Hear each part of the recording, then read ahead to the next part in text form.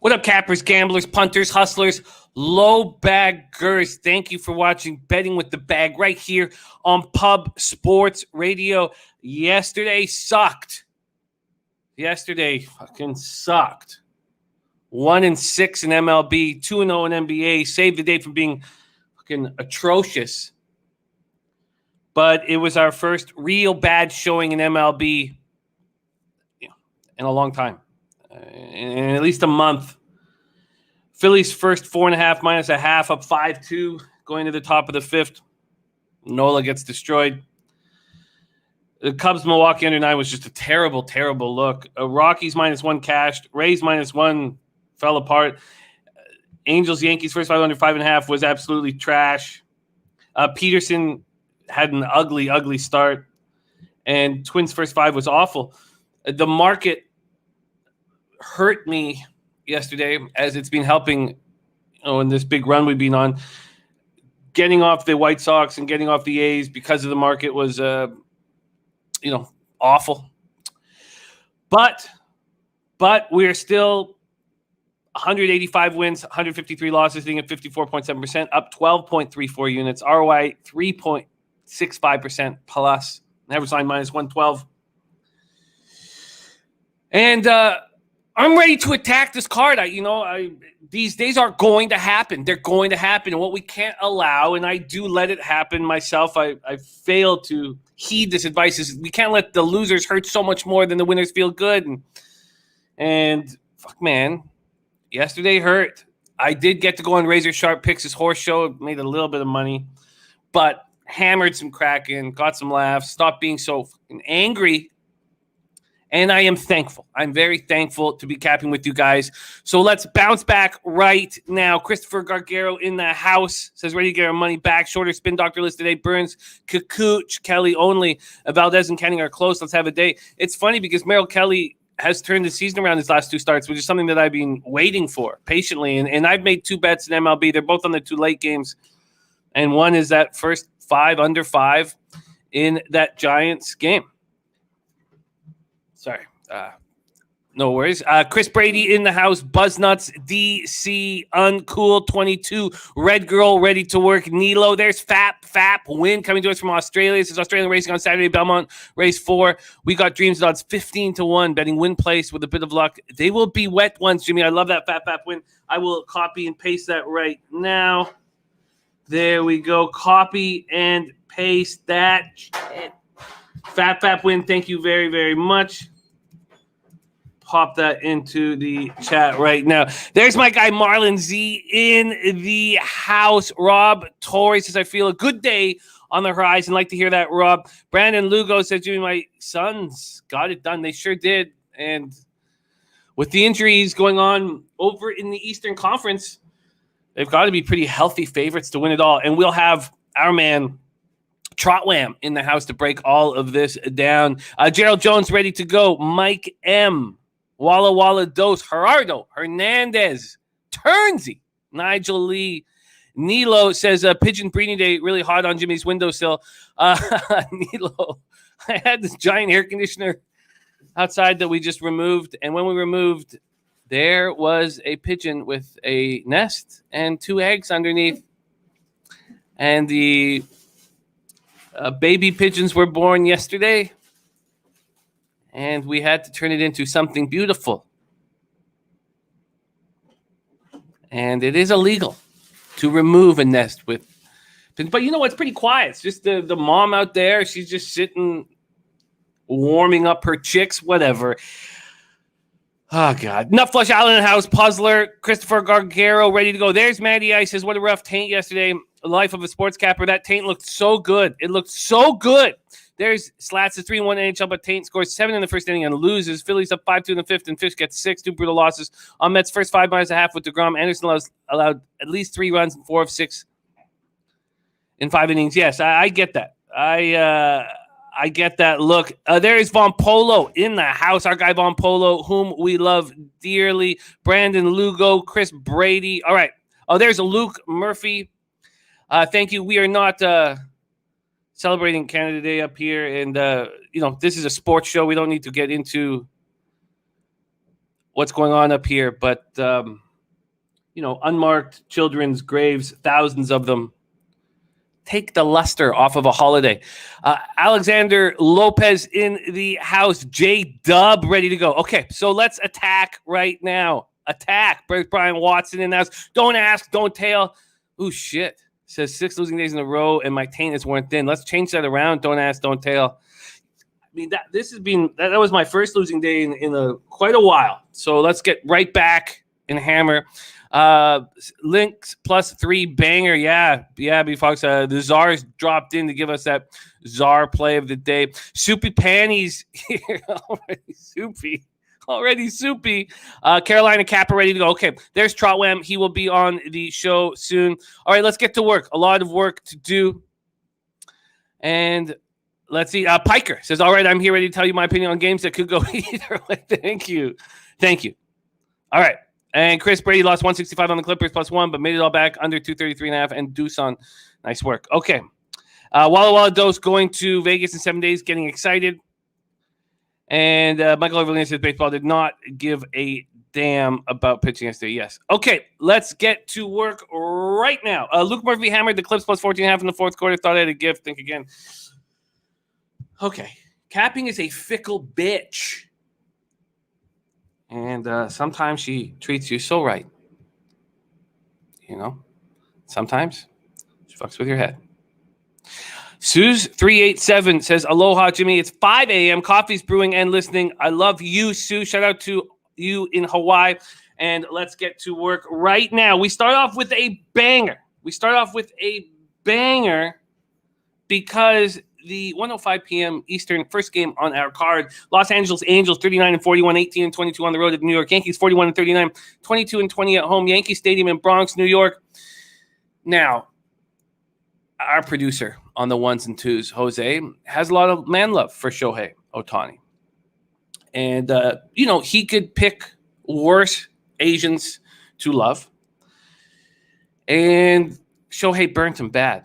But what does our man do? What does Jose do? He gets right back up, picks himself up out the ditch, and starts the card off with the Jose Sehe play of the day. Please welcome to the show my Venezuelan son, who is not winning right now, but's going to turn it around. Please welcome to the show, Jose. How are you, my man?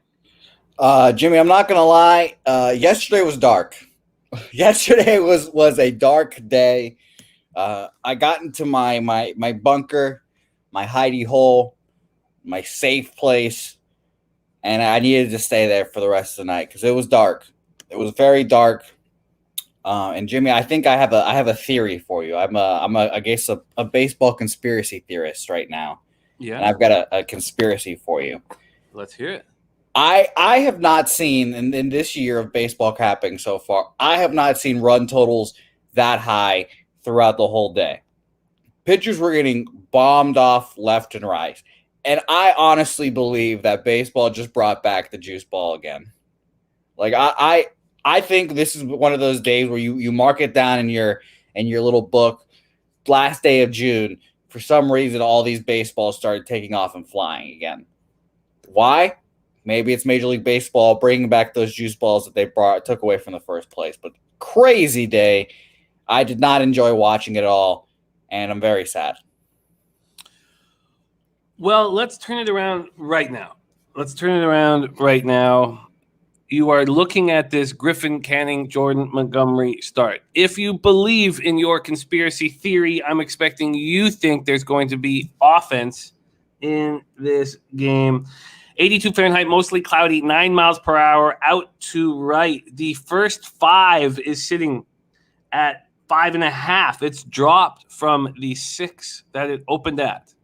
The full game here has gone down a full run at some books from 10.5 to 9.5. The Yankees have gone from -162 to -154. So there's been an 8-cent move against them, and we have 66% of the tickets on the Yankees, but just 50% of the cash. We have 65% of the tickets and 60% of the cash on the over, and it's gone down a full run. How are you going to attack this game, Jose, my man? Well, I mean, if you're a night owl like Jimmy and I are, you saw one of the most brutal regular season losses a team can get. No way. They go up 8-4, ninth inning. Aroldis Chapman comes in, blows it. Terrible. Shout out to Jeff Slaughter, by the way. owner of Pub Sports Radio. Appreciate you as always. Aaron Boone and those boys, they have to respond today. They have to come out firing today. They have to have some sort of life. Because we all know New York media shit all over him last night. Aaron Boone's basically out of a job. I think that the Yankees come out hot tonight. I think they come out hot tonight, and I think they get some runs. I'm on their team total over 5.5 right now. Plus 103 on Pinnacle currently. And Turnsy, I'm not okay. Turnsy. I did crawl out of a hole. I told you what happened last night, Turnsy. You saw Shohei shit the bed. When he shits the bed, I shit the bed. I went over to my hidey hole, and I did not leave, Turnsy. I'm not feeling great. But damn it, the Yankees, they're going to fucking do it today. They can't. And if they don't score 6 runs today, they continue to be the laughingstock of baseball, and I hate them. But I'm confident today, Jimmy. I'm confident they'll get the runs. The Angels suck. I mean, come on. Well, I'll give you a better line than that because it's moving in the wrong direction. You can get plus 110 right now at Bet365. So I'll give you the team total over 5.5 at plus 110. 3 Angels have seen Jordan Montgomery. They're 4 for 11 against them with 2 doubles. Schebler, Gosselin, and Iglesias. Not the big bats in that lineup. Rougned Odor for the Angels. Very playing in the year 2021. Rougned Odor playing in the year 2021 is a shock. I respect my Venezuelan brother right there for getting his money. Yeah, he's and you know, he punched Batista in the face, and everybody will always remember that very exciting moment in baseball. Okay, look, I think that there is a clear bias towards an over after what was the final score yesterday? 11-7? 11-8, I believe. 11-8? Yeah. So I'm going to stay away from this spot.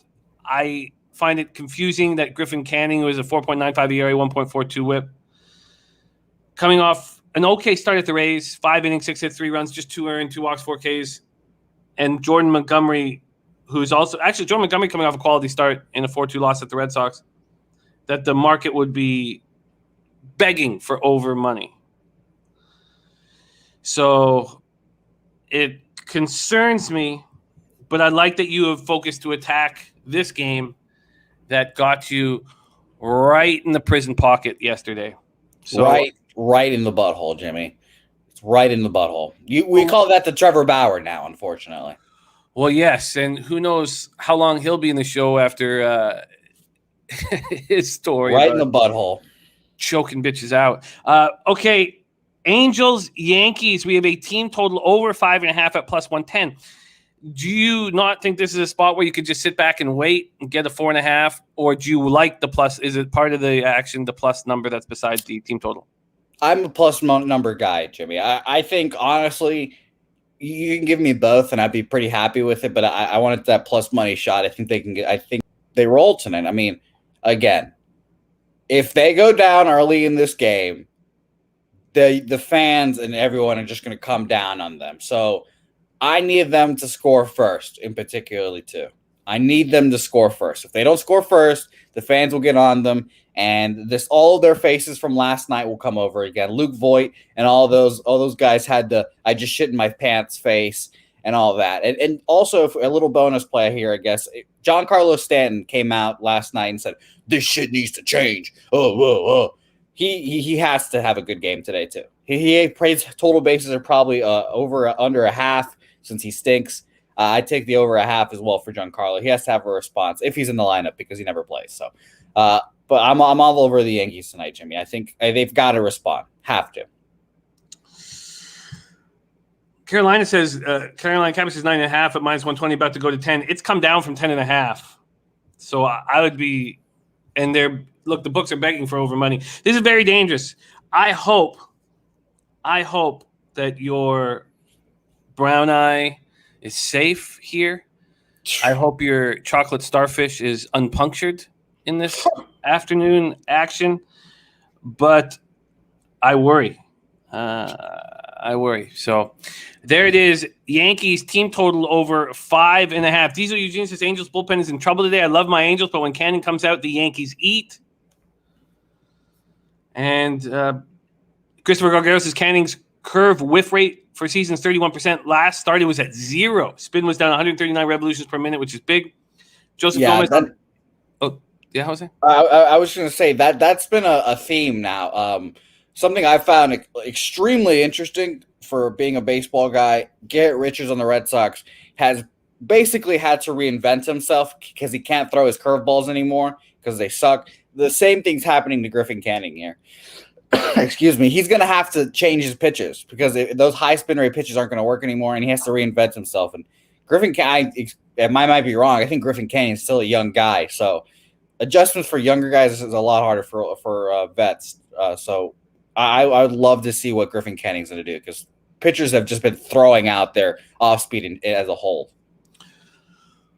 Well, may your bottom mouth stay safe in your Yankees team total over 5.5 at +110. That's the top mouth. That's the top mouth, by the way, that you were just touching. Bottom mouth, something totally different. All right, much love to you, Jose. Good luck with your spot here. Yankees team total over 5.5 is the say hey play of the day. Much love, Jose. Get that cash, my man.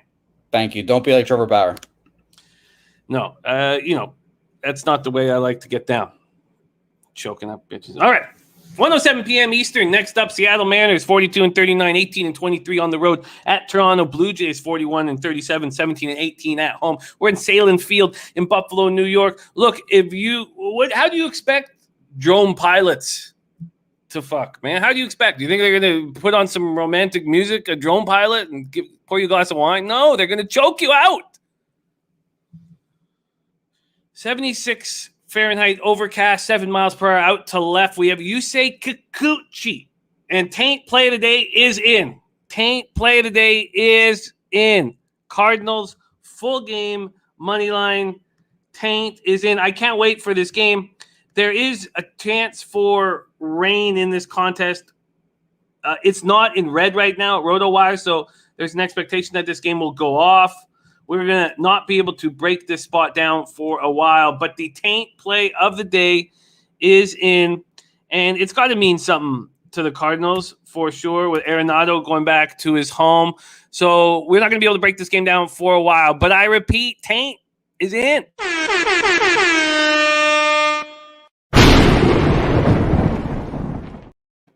Okay. Taint is in. Okay, let's break down this spot here. And Kikuchi's been very good of late. Very good. He's been very good all year. 5-3, 3.34 ERA, 1.04 WHIP, 86 and a third, 87 Ks, 30 walks, and 14 home runs. His last start at the White Sox, who hit lefties hard, 5 2/3, just 2 hits allowed. One was a solo shot. It was the only run he allowed. 4 walks, 6 Ks, and a 9-3 win at the White Sox. Going up against Hyun-Jin Ryu. 7-4, 3.41 ERA, 1.10 WHIP, 89 2/3, 72 Ks, 19 walks, and 12 home runs. In his last start, he went 6 2/3, 7 hits, 4 earned runs, 0 homers, 2 walks, 3 Ks, and 12-4 win at home versus the Orioles. Bloods W, I don't have the Dirty K prop record handy, but our man Sharpie gives it to us every day, so I could grab it for us. Okay. DC says overs 4-0 Blue Jays last 4 home games versus a left-hander. Piker says I'm on the Mariners' first 5 here. Value plays purely a 50-50 with Kikuchi pitching outstanding over his last 8 starts. Okay, so Ryu's last start was not so good against the Orioles, and they hit lefties hard. These Mariners don't. 218, 662 OPS. Jays versus lefties, 262, 766 OPS. Mariners bullpen, 4.31 ERA, 1.25 WHIP, converted 21 to 37. They look very good to start the season, and they've fallen back. Jays bullpen 3.84 ERA, 1.27 WHIP, converted 15 of 25. Starting to get a little bit healthier, but still an issue. Okay, so Piker on the Mariners, and I get it. When I saw that this first 5 total was at 5. I had interest in it when I saw that it actually opened at 5.5 at a bunch of books. Not mine, but a bunch of books. I got upset. That would have been the spot to attack it. Let's take a look at the full game. We have the Jays opening up at minus 202, and they're now minus 185. So a 17-cent move towards the Seattle Mariners. This total opening up at 9.5 at minus 106. There's been a 9-cent move to the over. So let's just go to Bookmaker. Actually, we'll see if Pinnacle will show us any first 5 data. They haven't been doing that of late. Let's just see if we can get a little first 5 data from Pinnacle. And we can't. Okay, so we're going to go to Bookmaker and get a little bit of data. So first off, this first 5 total opened up at 5.5 at 8:10 in the morning, and it's back at 5.5. Whoa. So it moved back down to 5. So the under 5.5 was getting juiced, getting heat. So it opened up 5.5, minus 124 to the over. Then within 35 minutes, a huge move towards the under. That 5.5 became from minus 106 to minus 119. 40 minutes after that, it went to minus 121. And then 8 minutes after that, it went down to 5.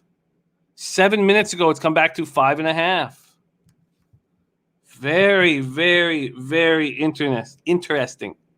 Soupy Panty says Jays are dead to me after last night. Wow. Okay, so let's pull up the baseball data here against these two pitchers. Against Kikuch, the Jays are hitting 256 with just a 581 OPS. No power. They're 11 for 43. 9 singles, 1 double, 1 triple, no homers. And only Tom Murphy's seen Ryu. Christopher Gargaro says Kikuchi's put away pitches is slider, 30% put away rate, 34% whiff rate. Last start was only 25%, but he still pitched well. Example of a veteran guy who can adjust through his cutter more.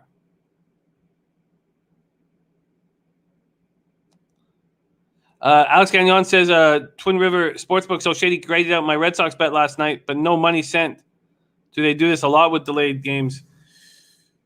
Let's look into that, Alex Gagnon. I don't know if you're on Twitter, but if you are, let's DM and get that fixed for you. Okay, so very, very interesting stuff here. Let's see where the cash has gone in this game. We have Blue Jays, Mariners.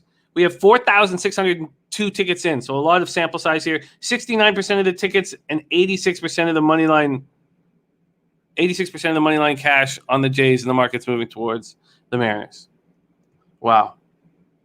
54% of the tickets and 72% of the cash on the under. Wow. Wow, the Mariners must be the spot here. And Nigel Lee saying he's had the same problem. Well, this is very, very interesting. So Kikuchi was just able to handle a team that smashes lefties, and the Jays smash lefties better than the White Sox, 262, 766 OPS. Ryu has not looked that strong of late, but he should be able to get right through this Mariners squad, which makes me think, like Stan Lynch, that the first 5 under 5.5 is in play. Let's see where it's at right now here. I bet 365 if it's moved to 5.5. The 5.5 hurt me badly. Yes, it's at 5.5. Let's see if they also moved it to 5 very quickly here. So we'll go to bet 365, get to that Jays game, move to first 5, and they're not giving me the history. All right. Ski Prop says Kikuchi last 19 and 2/3 has allowed only 2 runs. Somehow his starts will continue to go over 2 of the last 3. Last year went 9 innings versus Jays, though. And Mally Mal in the house. Max Smart joins as well. Well, I think that this first 5 under 5.5 is interesting. Mally Mal says, do we like Coochie first 5? I do. I mean, I certainly wouldn't bet against it right now. You're getting a plus 160. That's a real nice number. But I do fear the way the Jays can hit lefties, but they just don't seem to hit this guy. Let's go back to the baseball. That's why we're taking so much time on this. God, they just don't hit him. Now, Kikuchi has yet to face Vladimir Guerrero Jr.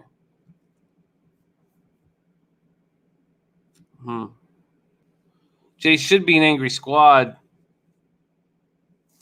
Yeah, I get it. I get why, if it's a coin flip, you would want the Mariners at plus 160. first 5. I get it. Well, those both seem like appealing plays to me. First 5 under 5.5, and the Mariners first 5 plus 160. Yeah, I get it, Piker. Piker says it perfectly. Says it's not a play you're going to sell like it's a lock, but the point is it's closer to 50-50 than the line suggests, so I'm going to make as many of these plays as I can. Very, very, very interesting. Okay. And Mike M says 95 degrees in Buffalo yesterday, will be 74 today. That's a very important point. And that game does pop off at 1:07 p.m. Eastern. All right, let's move on. We get to 1:10 p.m. Eastern. Kansas City Royals 33-46, 15-27 on the road at Boston Red Sox 33-46, 15-20. Oh shit, I got the same. Sorry. That is not the Red Sox record. It is much better than that. Fenway Park, Boston, Massachusetts, 77 Fahrenheit, overcast, 6 miles per hour. Out to right center, we have Chris Bubic on the bump going up against Nathan Eovaldi. Bubic, the lefty, 2-3, 4.47 ERA, 1.49 whip, 48 in the third, 41 Ks, 24 walks, and 9 home runs. There's our man, Razor Sharp Picks in the house. Says, what up, fellas? Sorry I'm late. Drank a little too much last night. Yes, there were some great laughs. And there's Sharpie in the house. Yes, 33-24. So a very nice spot. Still, very, very profitable bet. The Dirty K prop, 33-24. Okay, Bubic, last start. He only lasted 2 1/3. Quick hook on Bubic. 3 hits, 3 earned runs. No homers, 2 walks. Couldn't get a strikeout in an 8-0 loss at the Rangers going up against Eovaldi. 8-4, 3.67 ERA, 1.24 whip, 90 2/3, 84 Ks, 19 walks, and 4 home runs.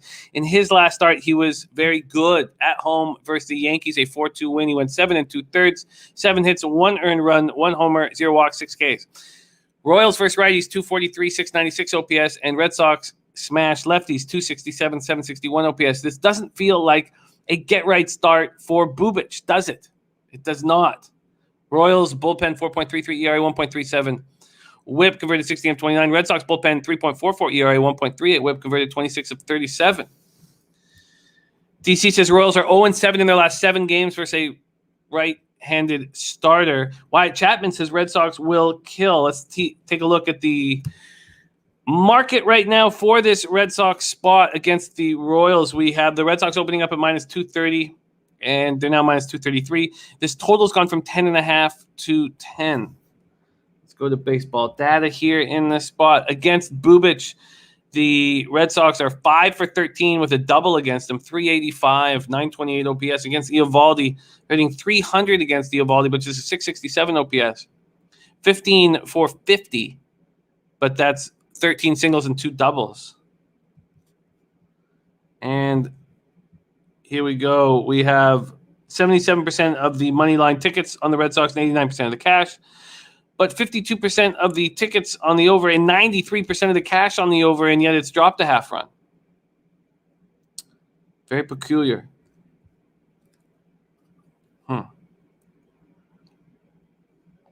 Stan Lynch says Bubic giving up 8 home runs last 3 starts. Red Sox smashed the hell out of him. Joe's Nosebleed app. Yes, Maxie's been destroying MLB this year, focusing on player props and having a spectacular season. Ski Prophet says Royals pitching terrible. 6+ runs allowed, 9 of last 10. Bubic last 13 innings pitched allowed 15 runs. Bullpen 7 ERA last 10 days. Red Sox team total over 5.5. 6 miles per hour out to right center. Well, if they're going to rake, then you have to think they're going to win this ball game. The minus 1.5 is at minus 130. That's just too juiced. I just feel like the Red Sox are just a little too big of a favorite for me to do anything with here. I completely understand you guys backing it.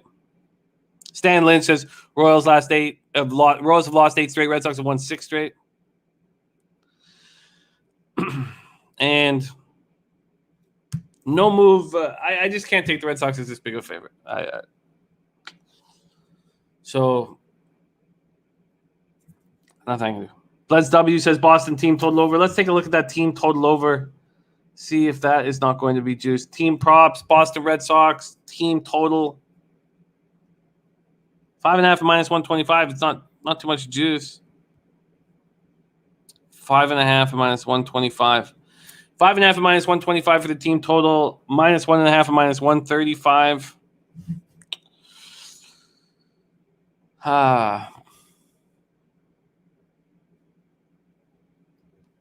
Look, I get both looks, but I'm not going to make either. I completely get them though. It's just too juiced.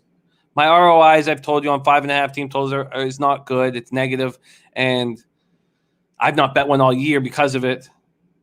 And it's just a little too juiced. Mal says, "What's the minus 2.5?" Let's check that out right now.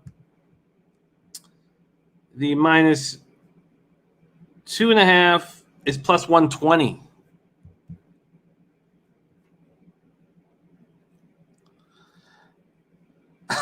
Diesel Eugene, everybody on Red Sox. Last time I saw this many guys going to the same hole, I was watching the rescue of the Chilean miners. Okay, we move on. Good luck, you guys. I will be cheering you guys on. 2:10 p.m. Eastern. Minnesota Twins 33 and 45, 16 and 22 on the road at the White Sox, 47 and 32, 30 and 14 at home. We're at Guaranteed Rate Field in Chicago, Illinois. 71 Fahrenheit, partly cloudy, 15 miles per hour, sideways out to right. We have Jose Berrios going up against Carlos Rodon. Berrios 7 and 2, 3.41 ERA, 1.08 WHIP, 89 and 2/3, 96 Ks, 23 walks, 10 home runs. In his last start, it was a good one. Although it was a 4-1 loss at home versus the Indians, he went 6 1/3, allowed 4 hits, 1 earned run, 0 homers, 2 walks, 9 Ks. Against Carlos Rodon today, 6 and 3, 2.06 ERA, 0.90 WHIP, 78 2/3. He's 113 Ks in those 78 and 2/3, 24 walks and 7 home runs. Chris DeMutt says the Twins will hit Rodon today. In Rodon's last start, it was a 9-3 win at home versus the Mariners. A Mariners team that doesn't hit lefties, and they got to Rodon. 5 innings, 5 hits, 3 earned runs, 1 home run, 4 walks, 8 Ks. He did not look very sharp. The Twins hit lefties hard, 255, 760 OPS, and the White Sox don't hit righties very hard, 246, 723 OPS. The Twins bullpen, 4.89 ERA, 1.37 WHIP, converted 19 of 30. White Sox bullpen, 4.01 ERA, 1.30 WHIP, converted 23 of 37. Mal says Berrios ain't that good on the road. Stan Lynch leaning towards a Twins White Sox under. That 15 miles per hour wind blowing out at all. Yes, I have it is. Let's double check that with RotoWire. I have sideways out to right, so it's blowing out a little bit.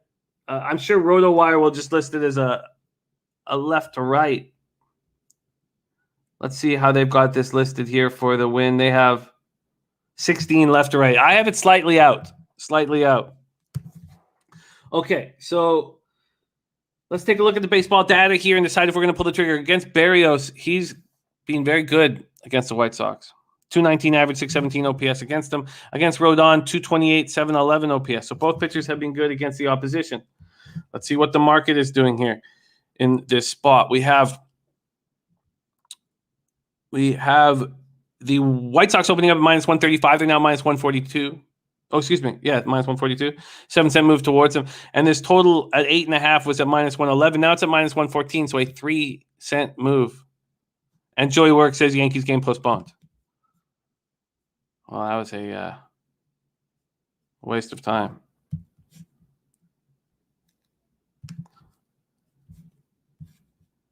All right. So let's stay focused here and not get angry.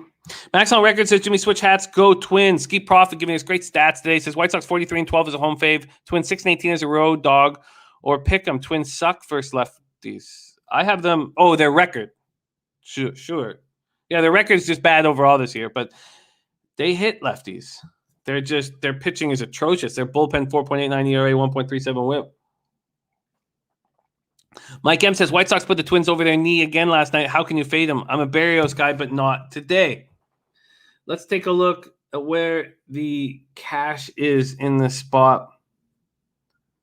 And what was that market? So that market has... Okay. So let's see if this cash correlates here in this. Twins, White Sox.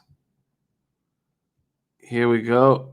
Well, at least with the cancellation of the postponement of the Angels-Yankees game, Jose's prison pocket is safe this evening. And let's see if he comes up with another say hey play of the day. If he wants to, he can. Okay, here we go. Twinkies.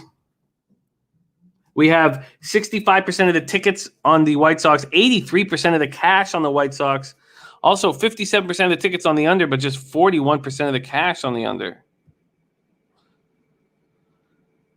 Vitalis says, as long as Grandal's catching for the White Sox, take the White Sox in first 5, 26, 9, and 7. Over 70% first 5 at home. Wow. Luke Murphy says, I take the Sox, but they don't hit lefties as well as they did at the start of the season. Well, it doesn't matter. Barrios is a righty. Piker says, first 5 under 4.5 is a look here. Already a 10-cent move to the full game under. Both pitchers will be competitive here. Yes, I agree, but why would there be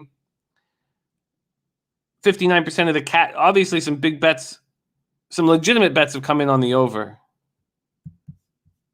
Rodon has just not been very good lately.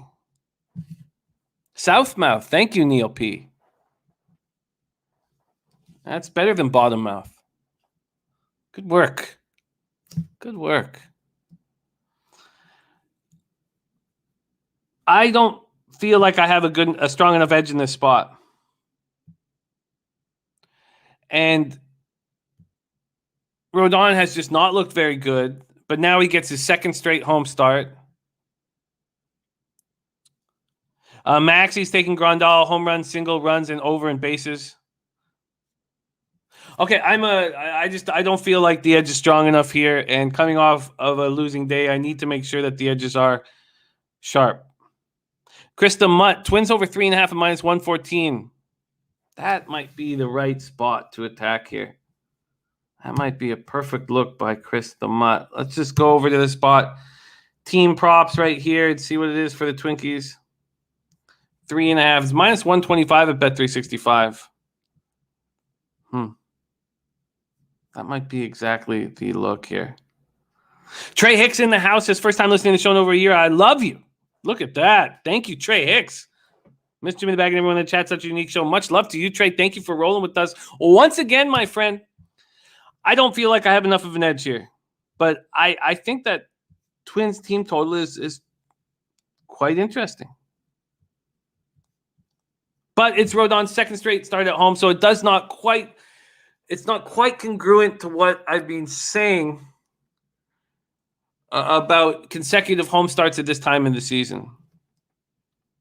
But I like your look. I really do like that look, Chris. Okay, let's move on to 3:37 p.m. Eastern. Texas Rangers, 31-49, 11-28 on the road at the Oakland Athletics, 48-34, 26-19 at home. We're at Oakland Coliseum in Oakland, California, 63 Fahrenheit, partly cloudy, 8 miles per hour. Out to center, Dane Dunning, 3-6, 4.63 ERA, 1.53 WHIP, 70 innings, 75 Ks, 25 walks, 6 home runs. You know, Chris, I'm just going to leave it here because it's worth more time than I think I've given it. I think that I like your looks across the board so far in these games. You are a welcome addition to the fam, Chris. Okay.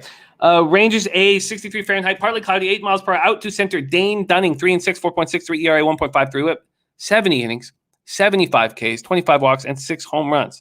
Mally Mal says, whenever Dunning's pitching, I bet on him to do bad. Last start was not bad, but it was a 9-4 loss at home. 5 innings, 5 hits, 2 earned runs, no homers, 2 walks, 4 Ks at home versus the Royals. Going up against Sean Manaea, 6-4, 2.91 ERA, 1.20 WHIP, 92 2/3, 96 Ks, 24 walks, 8 homers. Manaea's pitching very well right now. There's no way around. He's just pitching excellent. 6 innings, 3 hits, 1 earned run, no homers, 3 walks, 7 Ks, and a 2-0 loss at San Francisco, a team that's been hitting lefties hard. TC says Athletics are 11-1 Manaea's last 12 home starts versus a team with a losing record. That's a great stat. Great stat. Siobhan Town says A's run line. Christopher Comentini says weather wreaking havoc on these games. Platinum Paul in the house. Oakland over 8. Mally Mal says my first thought was the A's. The money line, Manaea need to bounce back. I thought he looked great in that start. I mean, it was 2-0 loss at the Giants, but he said he's strung together a few really nice starts right now. The Rangers don't hit lefties, 241, 676 OPS. They couldn't scrape any hits against Bassett yesterday. A's versus righties, 234, 727 OPS. Matty Ice says A's first 5 -1/2 is on his card. The Rangers bullpen, 4.55 ERA, 1.37 WHIP, have successfully converted 16 of 28 save opportunities. The A's bullpen, 4.15 ERA, 1.29 WHIP. Stan Lynch is on the A's -1. All right, let's take a look at what this market is doing here. We have the A's opening up at -168 and sitting at -168. There has been an 8-cent move to the under. What is with the market in these Oakland A's games? Fuck, man, just driving me crazy. So the A's have never seen Dunning before, and against Manaea, the Rangers are hitting .233 with a .670 OPS. All right. So 85% of the tickets and 59% of the cash on the A's. For the life of me, it just seems like the market every day in an Oakland A's game is a mess. Why are there big bets coming in on the Texas Rangers? If there's 85% of the tickets and 59% of the cash on the A's, why is the market not moving towards the A's?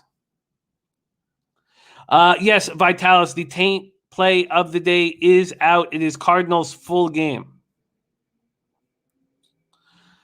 Piker says Oakland dominates Texas as a rule. A's run line, first 5 or full game are all in play. Gallo getting things going won't be enough to match up here. CT Bay says A's today. DC says overs 4-0 in Athletics last 4 games versus the right-hander. Overs 4-0 Rangers last 4 games versus the left-hander. This is just nuts to me. And look, I left money on the table yesterday, and it made me so angry. But the Caprillion start against Fultonevich, the market didn't make sense to me. The week before that, because I was back-to-back starts for Caprillion and Fultonevich against each other, it didn't make any sense to me. And I lost both those. And I would have won yesterday. But I just got to stick to having everything correlate. And not just reach because I'm angry. Because I'm fucking angry right now. I'm angry after yesterday's action. Why? Joey Works says, I agree here. Jimmy, stay away. It just seems like it's these A's Rangers matches there's always seems to be sharp money coming in on the Rangers. Now, it does go to what Joe Yurkovich has spoken at length to us about, and that's that the divisional road dogs have an enormously high ROI. Christopher Gargaro says, may the Oakland A's burn with the fire of 1,000 suns. Cost me Aller K under last night, Fulte lean day before on the other one. I'm forgetting. Okay, I'm going to just move past this, but with the enormous amounts of anger,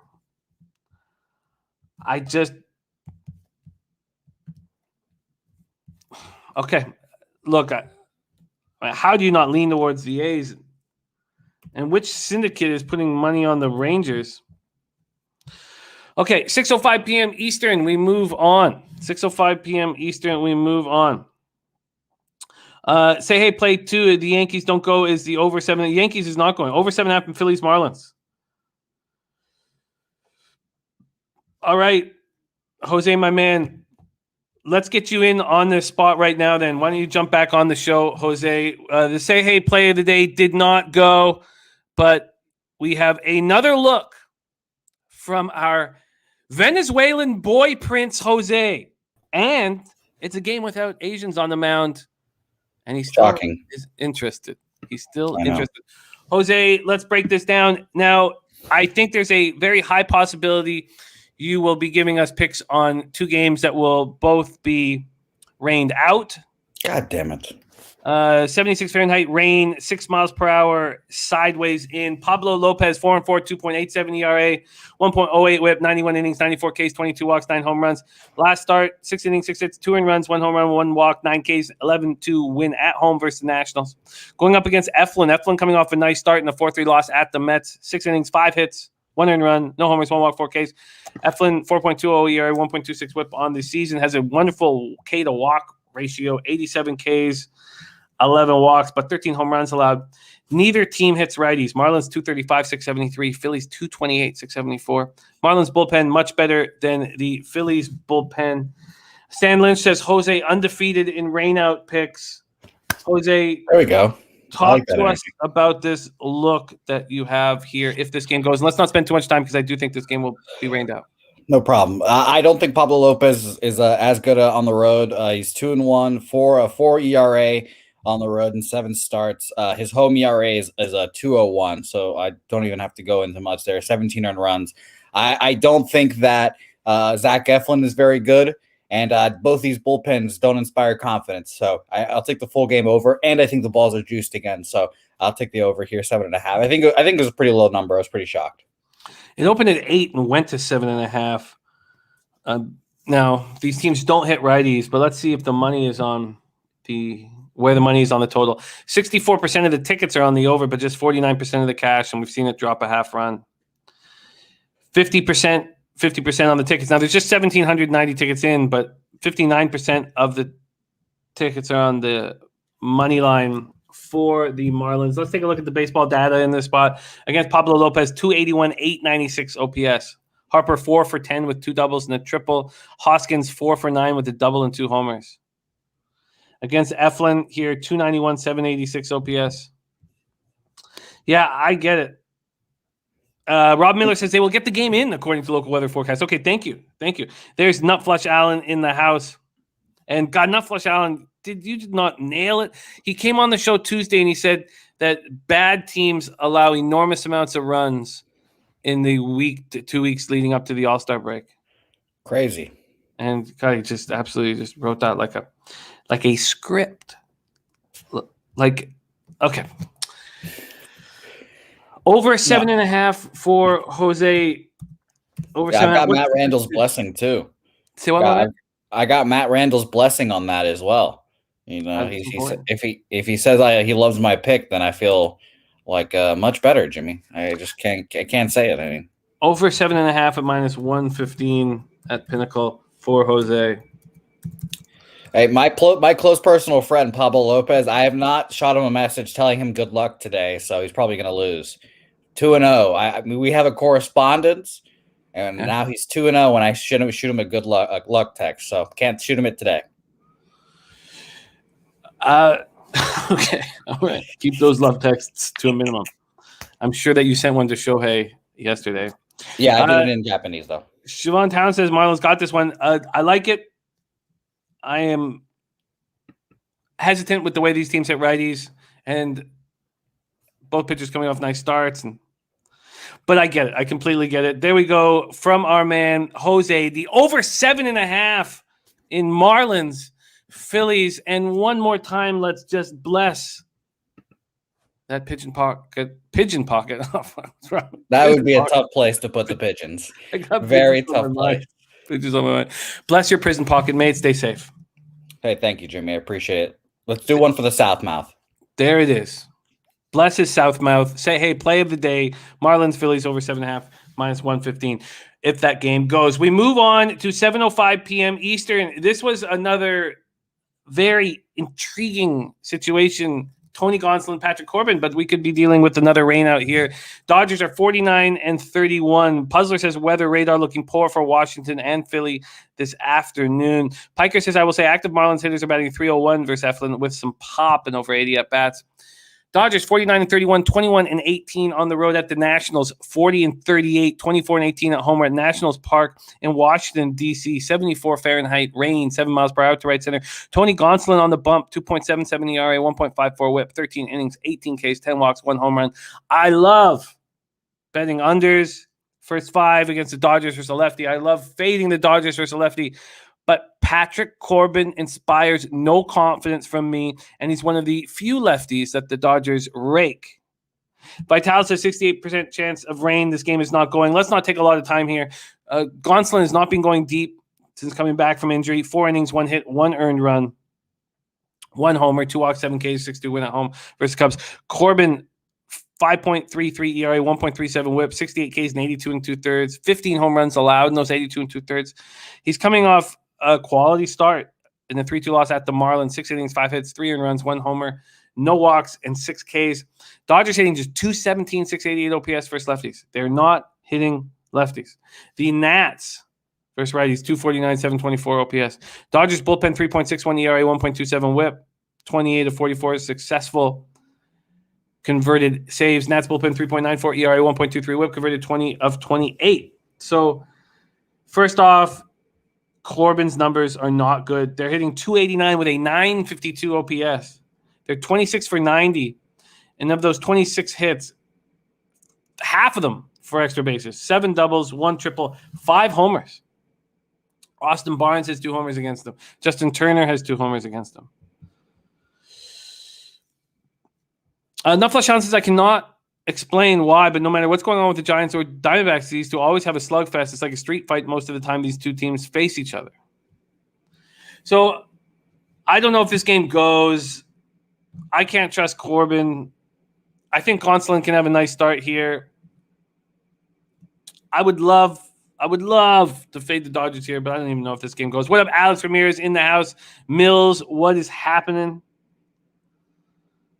And we move on to 7:05 p.m. Eastern. This game will be going. Milwaukee Brewers 48-33, 22-15 on the road at Pittsburgh Pirates, 29-50, 16-21 at home. We're at PNC Park in Pittsburgh, Pennsylvania. 71 Fahrenheit, overcast, 7 miles per hour, out to center. We have Corbin Burns, who has been struggling with his revolutions per minute since the sticky stuff. The issues with the league banning sticky stuff and spider tack. Corbin Burns' spin rate has gone down, but he's coming off a nice start. It was a 5-4 extra inning win at home versus the Rockies. He went 6 innings, allowed 3 hits, 1 earned run, 2 walks, 7 Ks.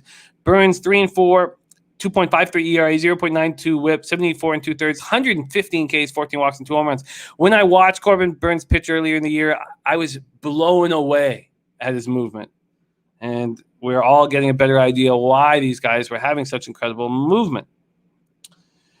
Will Crow on the other side, vulnerable. 1-4, 6.50 ERA, 1.62 WHIP, 40 Ks and 45 2/3. He's allowed 11 home runs in those 45 2/3. Coming off a win at the Cardinals when he did not look good. It was the bullpen that took over. 5 innings, 8 hits, 4 earned runs, 2 homers, 2 walks, 2 Ks. Brewers don't hit righties, 217, 675 OPS. Neither do the Pirates, 231, 654 OPS. Vital says Burns and Crow take the first 5 over 3.5. I was able to get off Bovada. Even if Brew Crew don't produce everything I need, I think the Pirates will help. And Jose saying that he was throwing 3,000 revolutions per minute cutters. And Ski, that is one of the bets I have made, is that first 5 under 5 in San Francisco, Arizona. But, Not Flush knows what he's talking about. Okay, so let's take a look at the baseball data here with these two pitchers. Pirates, Brewers against Burns, 265 with a 686 OPS. 18 for 68, no homers, 2 doubles, 2 triples. Against Will Crow, they're just 1 for 12. They have an 0.83 average. Very small sample size. CT Bay says Brewers Pirates over. Burns not quite right. Brewers bats have come alive. Let's see what the market is for us in this spot. Milwaukee. Total opens up at 7.5, moves to 8. Let's take a look at the money line here, and then let's go to first 5s as well. 7.5 now moves to 8. The Pirates open up at plus 203. They're now at plus 204, so no movement there. We'll move to first half. The first 5, it's 220, and the total first 5 has gone from, wow, nice job getting a 4, because the 4.5s are now on the board. Bookmaker has just dropped to 4.5, so the others will follow. Wow. Okay, let's see where the cash is in this spot. Ty Clinton, that Yankees game's postponed. It's canceled. All right, so here we go. Milwaukee, Pittsburgh. We're going to see where the cash is. 4,526 tickets in. We have 17% of the tickets on the Pirates, 9% of the cash, but the market's not moving towards the Brewers. 59% of the tickets on the over, 65% of the cash on the over, and the market is moving towards the over.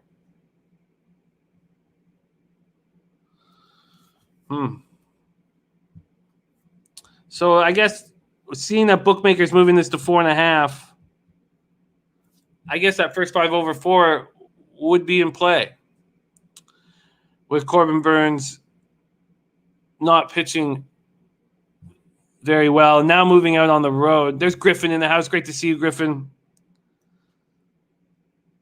Nice job, Vitalis. I like it.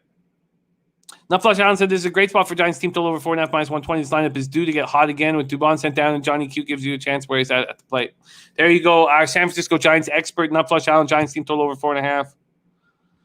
Yeah, the first 5 over 4 makes sense. Now, I don't know if that's going to be available when the show's over because Bookmaker just threw down that 4.5, but it is available right now at minus 115. So I think that makes sense. Piker says, so I think you have a backwards market move to the under. Well, the total, the first 5's gone from 4 to 4.5. And the total has gone from 7.5 to 8. And the money is on the over. So I don't know how you see that as a market move to the under, Piker, my man. Okay. We move on. Next up, 7:10. He says it opened at 8, full game. Sorry, I just used Pinnacle openers. Pinnacle opened up at 7.5, minus 112 at 4:55 p.m. Moved it 1 more cent in that direction at minus 113, and it stayed at 7.5 for 6 hours. At 11:05 p.m., it moved to 8.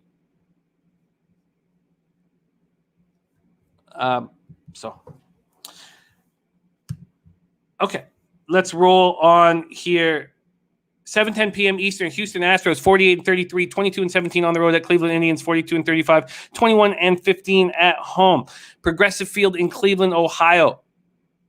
God, these Astros have been costing people a lot of money, and I've stayed off of them. I've not made a bet on them since they went into Detroit and smashed them in that first game and then had the rain out, and then it was the weekend.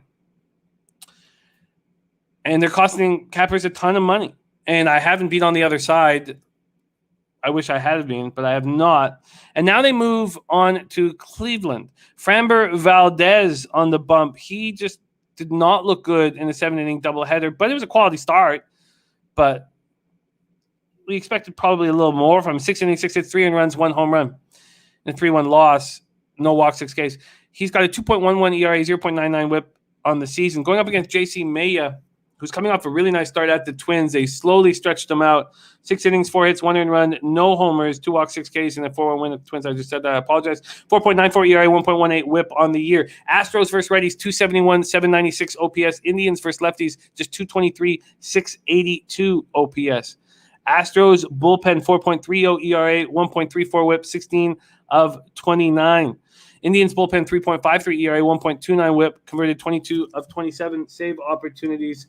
Let's take a look at the market in this spot. We have Houston opening up at 9, the total, and going down to 8.5.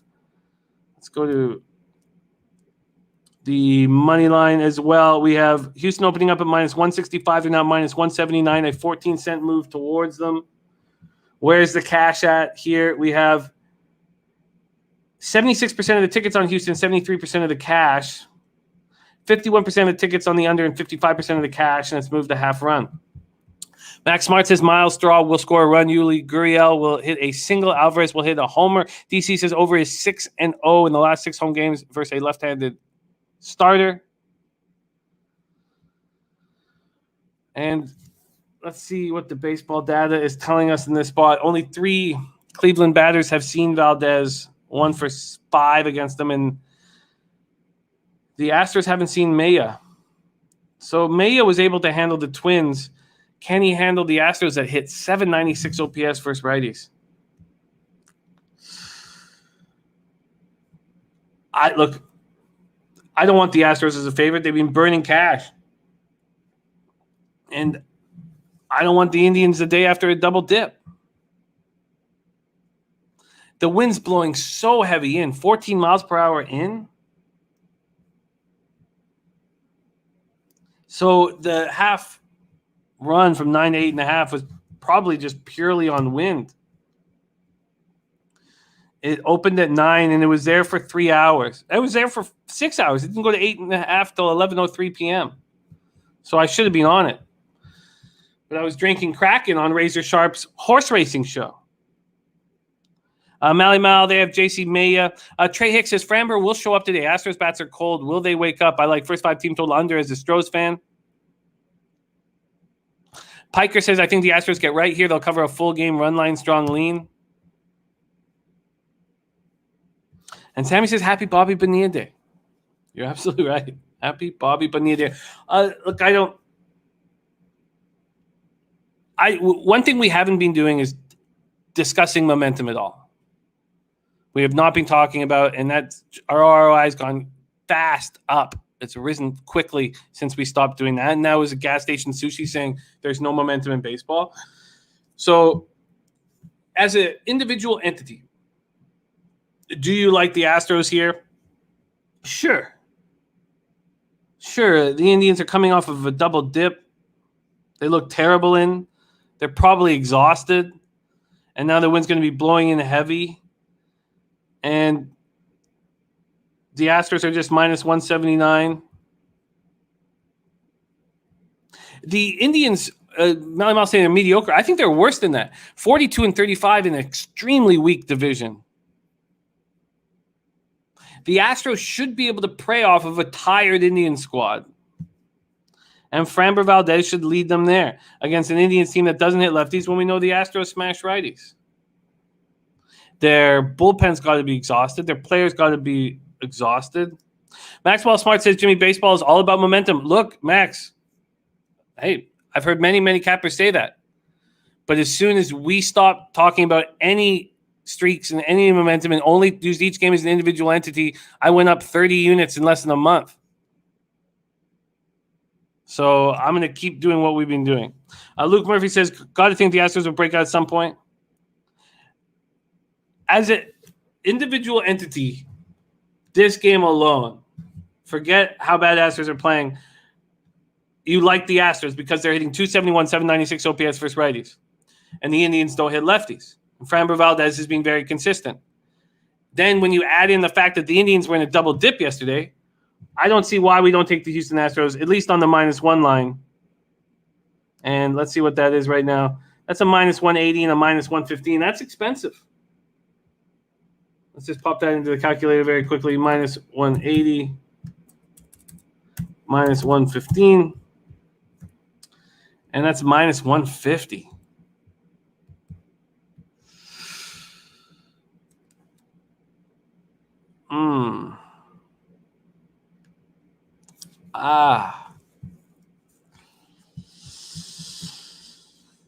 That's just too expensive. You want to take them on the run line? You have to take them full game if you think that the Indians are going to be tired. I just think that's too expensive. Astros been on the road for a while. Nupla John says Indians beat up on weak teams. They absolutely do. -1.5 at -115. I guess I'm going to need to think about that more.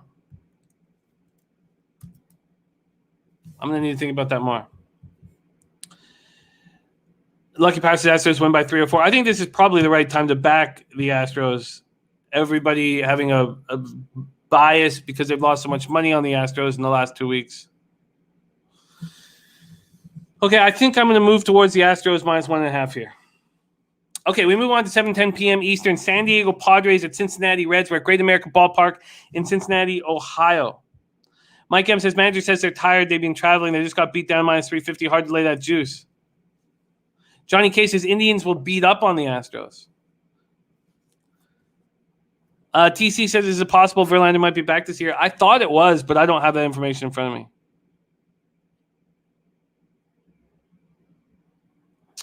Yeah, do you want to take a -1.5 run line on a team that's just been playing so poorly?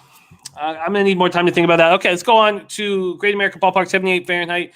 Mostly cloudy, 4 miles per hour out to center. Ryan Weathers has not started in a while. They He was the sixth starter. They put him down to AAA. It's not an injury that he's been off of. Fap's going to 2-game parlay, San Diego money line, and St. Louis versus Colorado under 11. Wow, the Kings picked up Arvidsson from the Preds. I like that pickup. I mean, he'll look good on the line. I mean, the Kings have so much size, but you have to think that Kopitar would be a nice centerman for him. Okay, Ryan Weathers, 3-2, 2.47 ERA, 1.01 whip, 47 in the third, 34 Ks, 13 walks, 6 home runs. In his last start, he went just 3 innings, allowed 3 hits, 1 earned run, 1 home run, solo shot, 0 walks, 1 K, and a 3-2 loss at Colorado. It was pretty good for a Colorado spot. He's pitching for a spot in the rotation. There's a lot on the line for him. Going up against Luis Castillo, who has turned the season around. Still 5.14 ERA, 1.48 whip. So maybe it's a little much, turn the season around, but he's coming off a couple nice starts.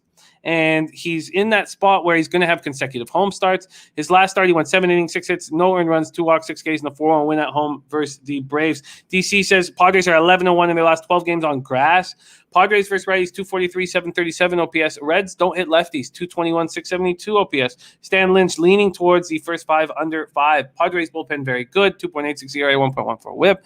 The Reds bullpen very bad, 5.45 ERA, 1.45 whip. Let's go to the baseball data and see what we're dealing with here. The Reds have not seen Weathers, and they don't hit lefties, and he's playing for his job. And the Padres don't hit Castillo, 244, 627 OPS. And we have Castillo in what I believe is that dangerous spot where you have consecutive home starts. Siobhan Town says Reds first 5 inning money line by 2. Let's see what the market is doing in this spot here. We have the total opening up at 9.5 at minus 113 to the over. There's been a 7-cent move to the under, but it's still at 9.5. The Padres open up as favorites, and that shifts all the way to the Reds and Castillo. So then we move to the first 5. And the first 5 here open at 5.5. Damn, it's dropped to 5. Of course it has. But not all books opened it at 5.5. Pinnacle did first to the market, but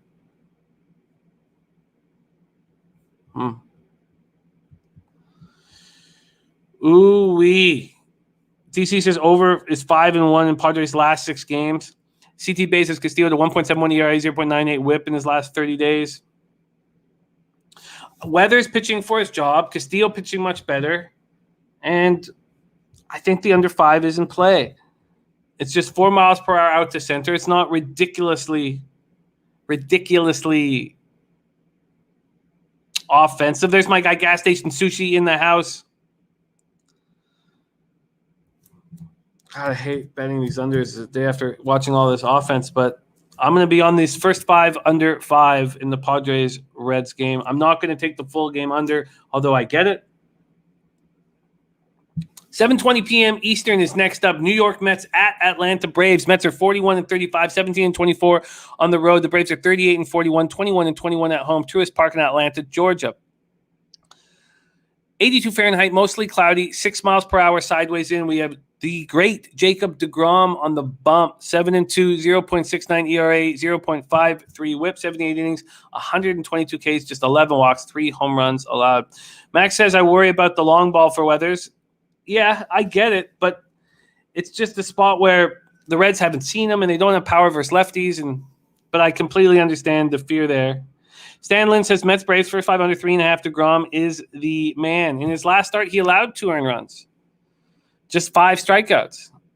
Could the sticky stuff have anything to do with it for a spectacular pitcher like DeGrom? 4-3 win at home versus the Phillies. Ian Anderson, coming off a quality start of his own in a 4-1 loss at the Reds. He went 6 innings, 5 hits, 3 earned runs, 1 homer, 1 walk, 9 Ks. He's a 3.42 ERA, 1.18 whip on the season. Mets versus righties, 230, 676 OPS. Braves versus righties, 234, 746 OPS.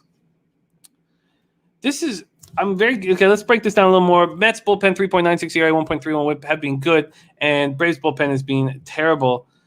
Beautiful, beautiful work, Thur. I saw it, followed it, and you are a enormous asset to us. Thank you for sharing these.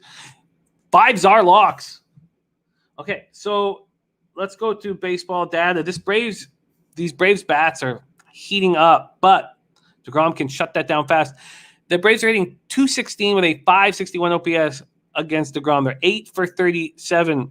1 home run from James McCann and a double from McCann. McCann 3 for 5 against DeGrom. Not a lot of players can say that. Oh, shit. Sorry, I was looking at Ian Anderson. My fault. Sorry. So Ian Anderson is my fault. Ian Anderson's great numbers against 216, 561 OPS against Ian Anderson. Against DeGrom, 205, 581 OPS. Where's McCann? What the hell's wrong with me? So 11 for 44, but 4 homers. Freddie Freeman, 15 for 60 with 3 jacks against DeGrom. Siobhan Town says, Braves still hot, going Braves. Okay, let's take a look at the market and then see how we want to attack this. The total opened up at 3 and went to 3.5. That first 5. The full game money line in total opened up at 6 and it's up to 7. The Mets and DeGrom opened up at -162. They're now -159. A 3-cent move towards the Braves. Huh. CT Bay says DeGrom less than -200 might not happen again until August. Well, let's see where the cash is. 74% of the tickets and 86% of the cash on the Mets. 35% of tickets on the under. 80% of the cash on the under. And it's moved up to 7.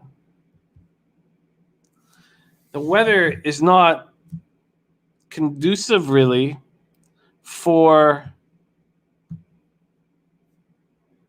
offense. It's going to help the pitchers. Sharp Dirty K prop is in. I repeat, the Dirty K prop is in. Let me copy and paste this right now, and it's for this very game. It says DeGrom over 9.5 Ks at +110. Last 7 starts has given up 3 earned runs. With a 41.2% strikeout rate on the year, going versus a team who's striking out 20% of the time in the last 30 days. The rain does bother me, so a half-unit bet. Wow. DeGrom and the Dirty K prop is in. I repeat, the Dirty K prop is in.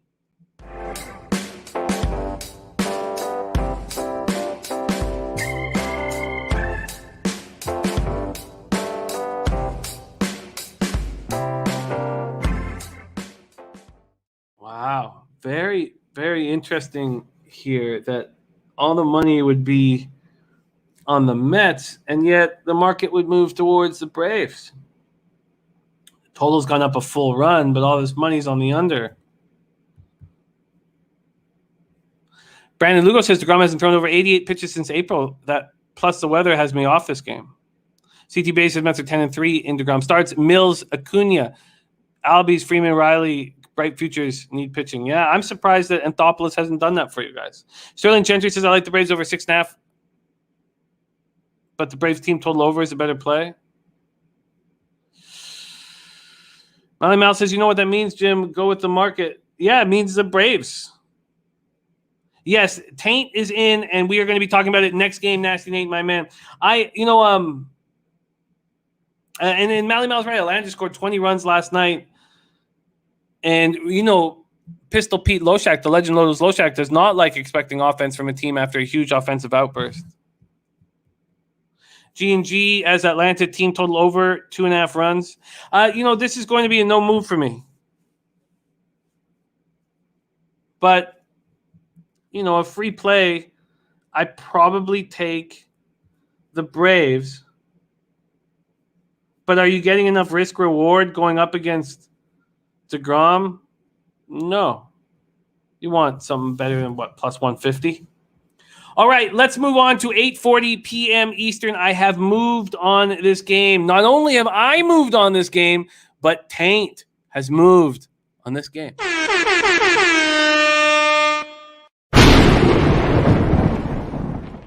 The Taint play of the day is Cardinals full game money line. Cardinals full game money line.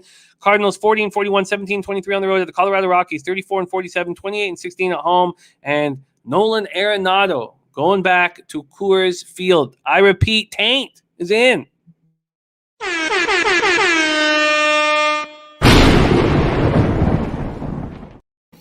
Taint is in. Now, I am on the Rockies' first 5.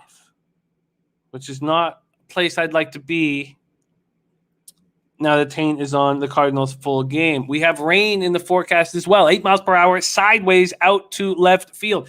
Adam Wainwright, 6-5, 3.59 ERA, 1.12 whip, 92 2/3, 92 Ks, 26 walks, 12 home runs. His last start was good. And it was at the Pirates. It was on the road. 6 innings, 6 hits, 1 earned run, 1 home run, 1 walk, 8 Ks. And his splits are so bad.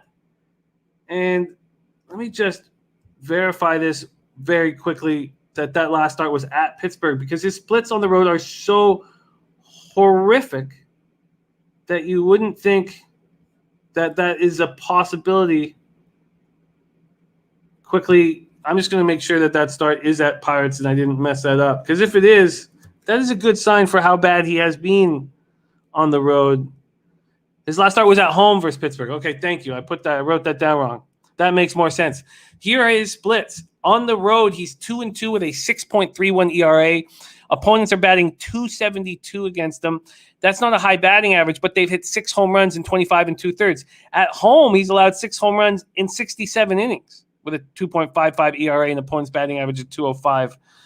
He is so poor on the road. Also now dealing with rain that's going to screw up his routine. I think that Wainwright is susceptible. And I like Senzatella at home. And Senzatella is coming off a good start as well. 5 innings, 7 hits, 3 runs, just 2 were earned, 3 walks, 5 Ks, and 10-4 win at the Brewers. The Cardinals don't hit righties at all. 223, 664 OPS. The Rockies versus righties, 236, 683 OPS. I've cashed with the Rockies 3 straight days. Why would I stop now? But I still don't trust the Rockies bullpen. And the Cards might want to try to win one for Arenado. But I think that Wainwright is very susceptible. Now, Stan Lynch has very good numbers here. Wainwright career course 4-0, 2.21 ERA in 6 games, 5 starts. Now, let's go to his baseball data here. Baseball data, we have Wainwright. Against Wainwright, they're hitting .311 with an 885 OPS. CJ Cron, 2 for 3 with 2 doubles. Charlie Blackmon, 8 for 18 with 3 doubles, 1 triple, and a homer. Chris Owings, 4 for 8 with 3 doubles. And against Senzatella, they're hitting .322, 878 OPS. Look, they get to Senzatella as well. I just thought that the plus money spot was something that interests me. Now, I didn't get a big plus money spot. I would have liked to have got a bigger one. I got plus 100, which is where it's at right now. So I just look at these numbers against old Adam Wainwright, and I want to fade him. CT bases, Cardinals are 16 and 23. I have 17 and 23 on the road. Let's see where the cash is in this spot here. We have 40% of the tickets and 70% of the cash are on the Rockies. Now, that's never scared Matty Ice before. Actually, that just moved to 69% now of the cash. And then 57% of the tickets and 55% of the cash are on the under. So I'm on the Rockies' first 5. They're running hot. They're playing well. They're rolling at home. And I don't trust their bullpen. And maybe the Cardinals do want to try to win one for a Gipper. But if they do that, then I think they're going to attack the bullpen. Fat win is on the under. I do not trust Wainwright, and I don't really trust Senzatella. But if I was going to be in a rock fight, I would want Senzatella on my mount. Okay, so there is the Taint play of the day's Cardinals full game, but I'm on the Rockies' first 5. We can cash them both. We move on to the final MLB game on the card, and then we will move over to NBA. 9:40 p.m. Eastern, San Francisco Giants 50-29, 24-18 on the road at the Arizona Diamondbacks, 22-60, 12-24 at home. We're at Chase Field in Phoenix, Arizona. The roof will be closed. It's very hot. Cueto, 6-3, 3.63 ERA, 1.27 whip, 67 innings, 53 Ks, 12 walks, 8 home runs. His last start was very good. It was at home versus the A's. He went 7 innings, 5 hits, 0 earned runs, 1 walk, 6 Ks, and a 2-0 win at home. Merle Kelly is somebody that I've been waiting for to start pitching better. And yes, his revolutions per minute have gone down, but he's pitching better. 2 good starts in a row. Now he gets to come back home. 6 innings, 5 hits, no earned runs, no walks, 5 Ks, and a 10-1 win at the Padres. Bad year so far, 4.73 ERA, but a 1.29 whip. Too many home runs, 12 and 91 in the third. Stanley and the Giants are 9-0 in their last 9 games following an off day. That's a great stat. Great stat, Stan. And CT bases on the Giants Diamondbacks over. And I get it. I completely get it. And we already had Nutflush Allen talk about when these two teams face each other that there's runs, always runs. Piker says Cueto is not great on the road, if I recall. Look, I'm not a huge Cueto guy. I think there's a lot of tricks up his sleeve, a lot of fast pitches. He knows he doesn't quite have what he used to have, but he's a gamer. And Ketel Marte out of the Diamondbacks lineup is just getting weaker and weaker.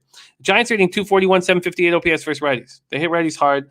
Diamondbacks are hitting 227, 654 OPS versus righties. They don't hit them at all. Giants bullpen 3.28 ERA, 1.10 WHIP, just climbing, looking very good. Diamondbacks bullpen is a garbage fire, 5.29 ERA, 1.52 WHIP. Have only converted 6 saves on the entire season, 6 of 19. So let's go to the market here in the last game on the card. The total opened up at 9 just to the over, at minus 118 to the over. It's now just to the under at minus 112 at Pinnacle.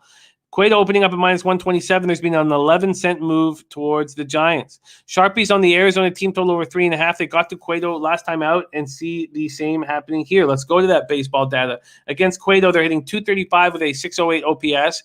But as Sharpie said, they got to him last out. They're 20 for 85. 5 of those 20 hits are for extra bases, 3 doubles, and 2 homers. Against Merrill Kelly, 302 average and 854 OPS. These guys get to Merrill Kelly, but it's not the most dangerous bats in the lineup that do it. Darren Ruff, 2 for 3 with 2 singles. Austin Slater, 1 for 2 with a single. Steven Duggar, 2 for 4 with 2 singles. I am not that concerned. Sterling Gentry on the Giants under 9.5 at plus 220. Now let's take a look at this cash situation here. We have 84% of the tickets on the Giants, but 66% of the cash. So there's people that were believing in Merrill Kelly. Then we have 53% of the tickets on the over and 57% of the cash on the over. Stan Lynch says it's the best first to worst here. I like the under 5. Let's take a look at that first 5 total and what it's done here. And then we'll review our action and move on to NBA. Huge game in the association. We have Trotwam joining us. Here we go. Sorry, that's the wrong button. Let's get the... Oh, yeah. Here we go. First 5. We have opening at 5 at minus 115. It's now under 5 at minus 119. And 2 books, Bookmaker and Intertops, have moved it to 4.5. I wouldn't say I'm bullish on any of these plays. Like I was very bullish on Aaron Nola and the Phillies first 5 yesterday, and I got them first 4.5 at minus 130, and it was 5-2 going to the top of the 5th, and I was very confident. I wouldn't say I'm very confident in any of these plays, but this will be my action. I'm going to add Seattle Mariners, Toronto Blue Jays first 5 under 5.5, and the Mariners first 5 at plus 160. I'll be adding both of those 2 spots. We had Chris the Mutt on Twins team total over 3.5. I think that's an interesting look. And Rodon did not look good in his last start, but it's multiple starts at home, and I've been preaching on that, so I'm not going to move on that. I will just cheer Chris on. Look, the market's just throwing me for a complete loop in this athletics game. Is that going to mean I'm going to leave money on the table again? Quite likely, but I'm not going to move on the A's, even though I like them. The say-hey play of the day is the over 7.5 in Miami, Philadelphia. I'm off that spot. I think this Dodgers-Nationals game would be another wonderful opportunity to fade the Dodgers first 5 against a lefty, but I can't do it with Corbin. I am going to move on the first 5 over 4 in this Corbin Burns Will Cross matchup. I hesitate to back the Astros on the minus 1.5 line against JC Maya coming off a really good start of the Twins, and I'm not going to. Why do I need a juiced run line to come in? I expect the Astros to take care of business here against the tired Indian squad, but they're not playing good baseball. Why do I want them as a big favorite? I don't. I'm adding the first 5 under 5 in San Diego, Cincinnati. We have DeGrom over 9.5 Ks as the dirty K prop of the day. Matty Ice, Taint play of the day's Cardinals full game money line. I'm on the Rockies first 5. And then I'm already on the Giants Arizona first 5 under 5. The Rockies first 5 at plus 100 and the Giants Arizona first 5 under 5 minus 120 are bets that I made earlier this morning. There you have it. There's Joey Harb in the house. Chris Brady saying right-handed pitching Johnny Cueto is the projected starting pitcher for the Giants. 6-3 with 3.63 ERA, 1.27 whip, 7.1 Ks per 9, 1.6 walks per 9 over 67 innings in 12 starts. All right, don't panic in the house. It is time for NBA, and that was too easy last night. If it could always be like that. We are seeing things pretty clearly here in the playoffs, but this is a mighty curveball. But I have an idea of how I want to handle it. Let's break it down with our NBA expert, Wham Bam Trot Wham, Walter Trotter, in the house, coming to us live from Long Beach, California, by way of Compton, California. Wham Bam, how you doing, my man? Feeling blessed, bro. Can't complain. Yes, like you said, man, it was easy yesterday.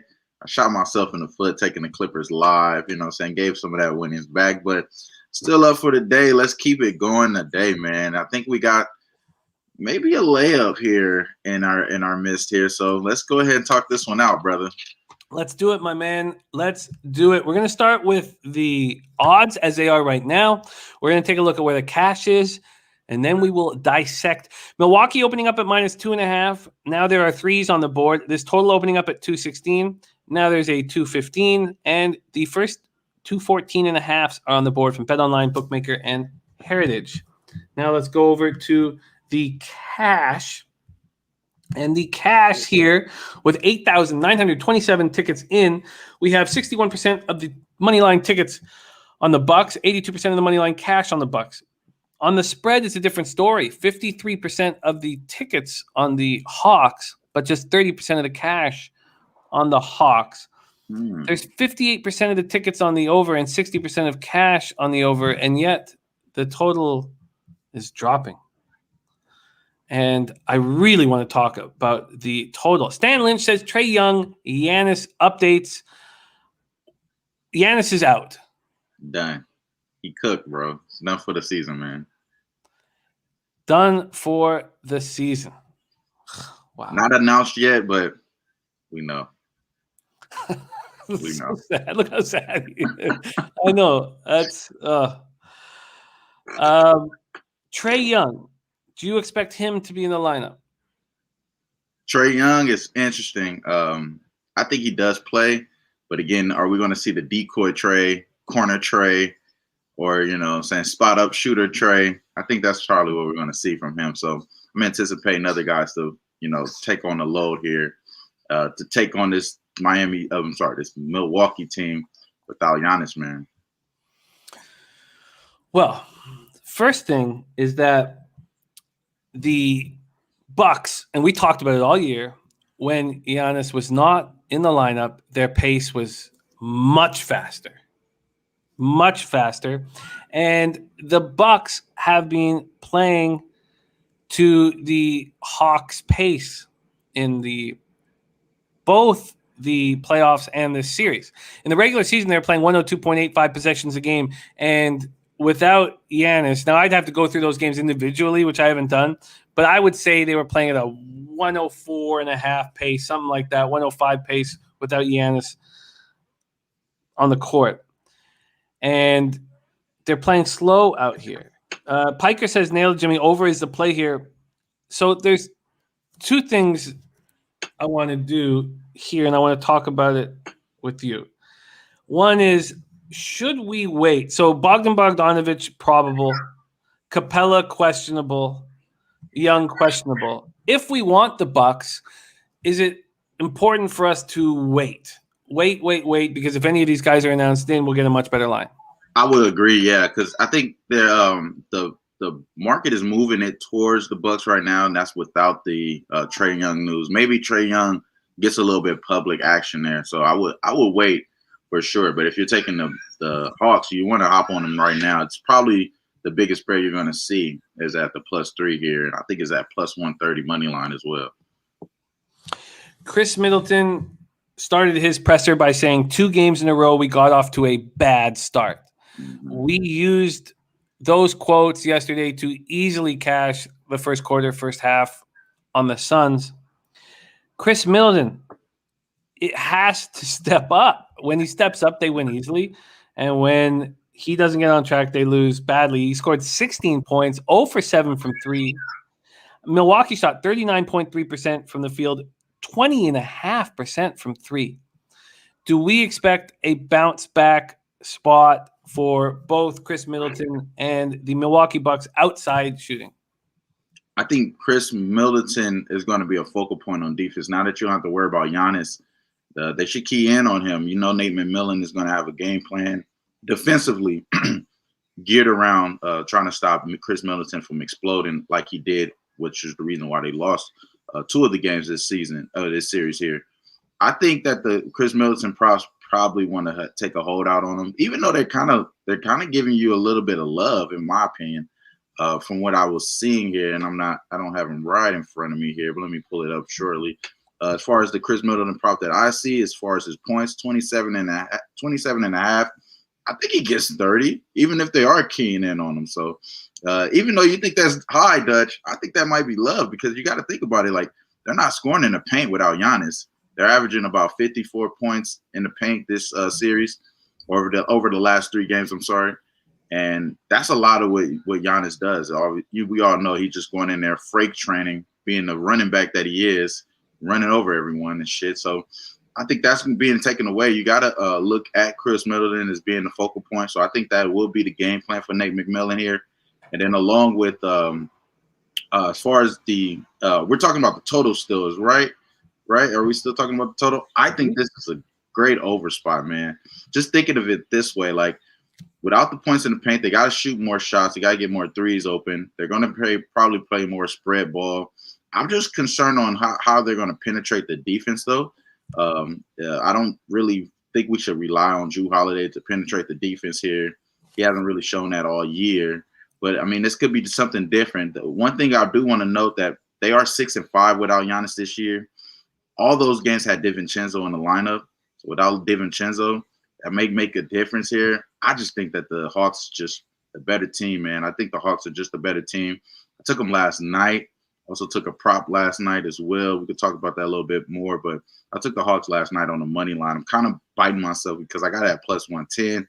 It's at plus 130, so that's what we're going to give out for sure on the official show here. But I think the Hawks just have what it takes to get everything done. They shoot better recently here, and I think that those guys being probable, like Bogey, or questionable for Trae Young, I don't think that's going to really stop this freight train of the Hawks.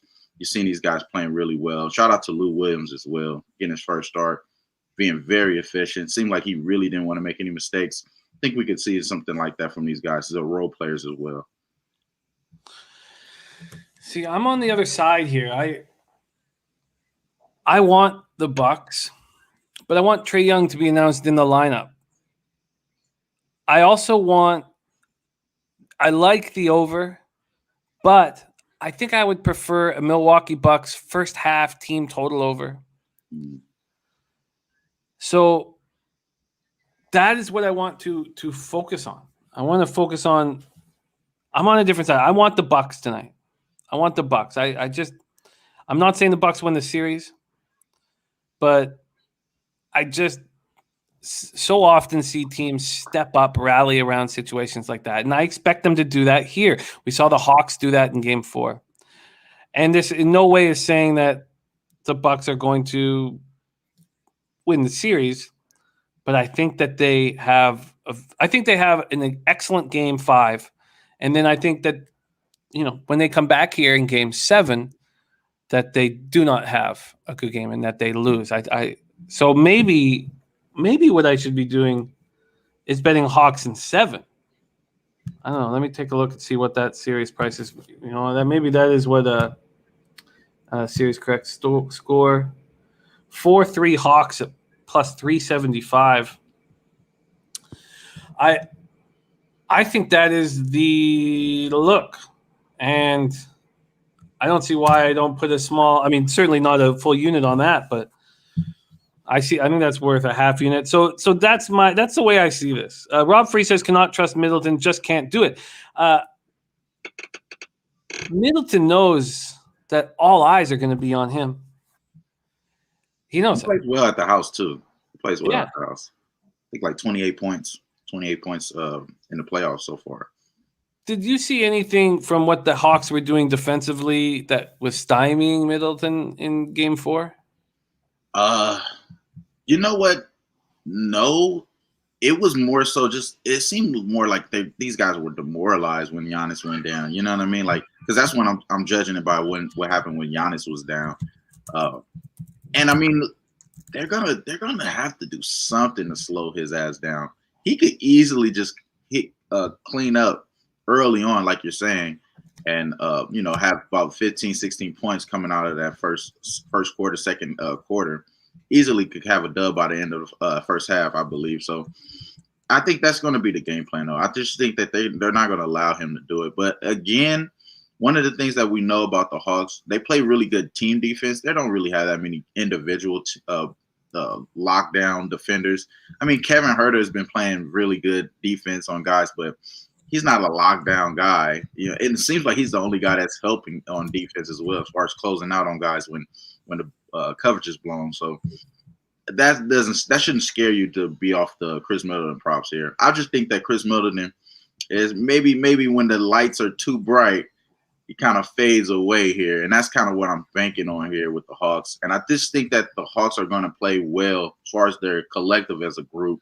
That's why I'm on the Kevin Huerter prop points, rebounds, and assists over once more. Again, I think even with Trae Young in the lineup, he's still going to have a lot more of the responsibility. So that's kind of the way I'm approaching this here. Well, let's go over to the player props. So back to the Huerter wagon for you. He's at 13.5 points. That's juiced to the under right now. Bogdanovich at 15.5 points. Middleton at 27.5 points. I agree with our guy Dutchy saying that this is high because I could see the Bucks winning in him. I mean, if he puts up 26 points, 25 points, it's still enough offense out of him. Is there anything else that you're looking at? Threes, anything else? Points, rebounds, and assists, anything else? So PJ Tucker was interesting to me too. Because without Giannis in the lineup, obviously they're going to have more 4 minutes to go around. So you'll see guys like, of course, Bobby Portis, PJ Tucker. PJ Tucker at points, rebounds, and assists, 12.5 points, rebounds, and assists. That seems cheap, man.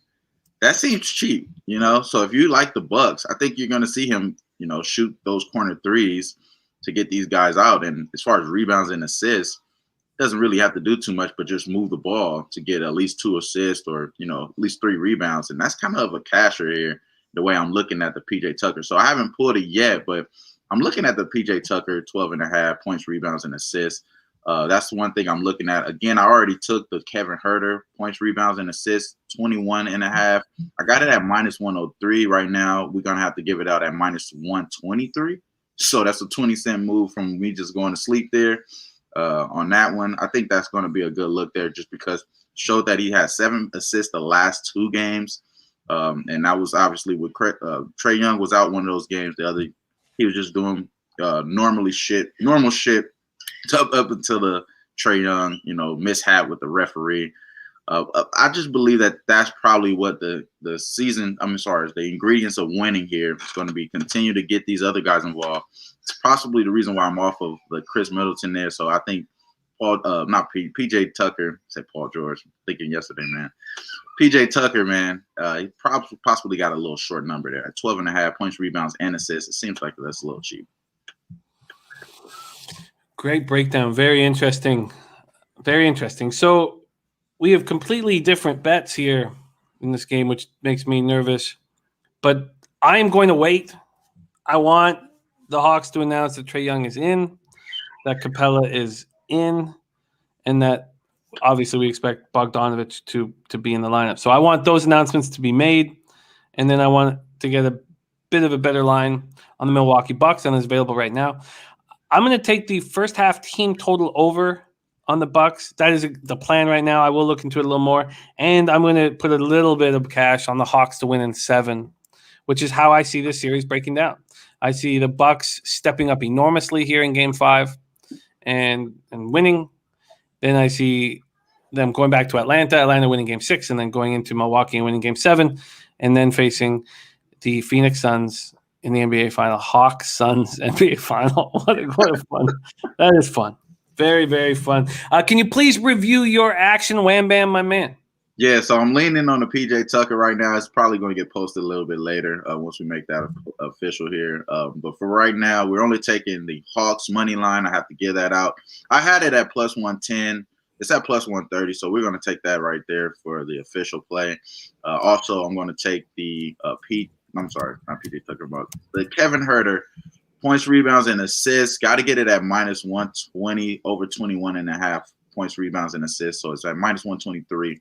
That's what we're going to get that out there. And other than that, man, let's cash, man. I hope you cash as well. That first half team total, I like that as well. That makes sense because I think this is going to be an over game, and I'm leaning over 2. So there's possibly 4 plays that I'll give out, but right now we're only locked in 2.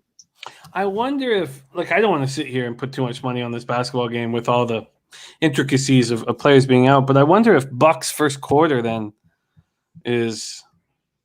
If I expect, that completely is correlated with everything that I want. It seems like the same thing we were on yesterday too. So that's another reason why I didn't want to take any early bets with this, because they're at home, man. They're at home, man. Anything kind of goes when you get the little home cooking. I just don't. The last thing I want to do is be pacing back and forth, sweating buckets here in the Bucks-Hawks game without Giannis, but it looks like it's possibly the case. Johnny K, a lot of faith in the Habs here, over 5.5 in the Stanley Cup Finals. And Ski Prophet saying, any hockey talk today? No, we are waiting for tomorrow to bring back our man, Mr. Gokster. So no hockey tonight. That's a tomorrow night look here. And I love this. Wham Bam, I love this. So I will retweet your action. Where can our low baggers find you on Twitter? Yeah, Walter Trotter, the Sound, Trot Wham on Twitter. Hoopbangers Sports Talk every Wednesday at 2:30 p.m. Pacific Standard Time, 5:30 p.m. Eastern Standard Time. And every Friday, we have the Lounge on Hoopbangers Sports Talk YouTube channel, also on my Twitter as well. Come here and holler at us, talk about all the W's that you have. Or come here and talk about the losses, man. We're all transparent, having fun, bro. Yes, and there was quite a few MLB losses for us to talk about on today's show. Oh, God. But let's turn it around right now. Overs was cashing like a motherfucker everywhere. Oh, it was wild. But the hard court saved me from a truly terrible night with the easy catchers on the Suns first quarter, first half. Much love to you, Wham Bam. Thank you so much for joining us. Stick with us, Wham, while we put a bow on this show. MLB, quick review. I am going to be moving on that first 5 under 5.5 in Seattle, Toronto, and the Mariners first 5 plus 160, and I'm nervous. I'm uncomfortable there. Those aren't two spots that I'm sitting here really confident in. Then we have the Jose Seje play of the days over 7.5 in Marlins, Phillies. Then I'm going to move on the first 5 over 4 in Milwaukee, Pittsburgh. The first 5 under 5 in San Diego, Cincinnati. The Taint play of the day is Cardinals full game money line. I'm on the Rockies first 5. And then I'm on the Giants, Arizona, first 5 under a 5. Ski Prophet says, can we get a leche from Wham? You're damn right. We're going to get a leche from Wham. But first off, let me thank all you guys so much for all your hard work and insights. We have nothing without you guys in our chat, your angles, the stats that you drop, and the humor. Thank you guys so much. Millsy, Mally Mal, Mike M, Northender, Puzzler, Sterling Gentry, Johnny K, Chris Brady, Oz B, Alex Ramirez, Griffin, Gas Station Sushi, Northender, all you guys, thank you so much. We have in 15 minutes time. You have time to pour yourself a coffee, get ready for the big Babano and CMAC MLB show at 4 p.m. Ski Prophet, Dutch Boy, Fresh, CMAC and Babano, NBA Pub Hub. And then at 7:30 tonight, it might be a 7 p.m. start. I think, yeah, it's a 7 p.m. start on Thursdays because they want to get after the earlier tracks, so it's not just Emerald and the Downs to finish off the day. So definitely check out the Razor Sharp Picks Horse Show and Razor Sharp Picks is Gambling First Glance. Great video that he puts out every day for us. Wham Bam, can you leche us out of here into the future? Yes, of course. Make sure you guys like and subscribe here at Pub Sports. Again, the only place where you're getting legendary content every day. And while we're at it, Let's grab those bookmakers by the breast and let's shade that breast milk out. Let's shade that Shirt.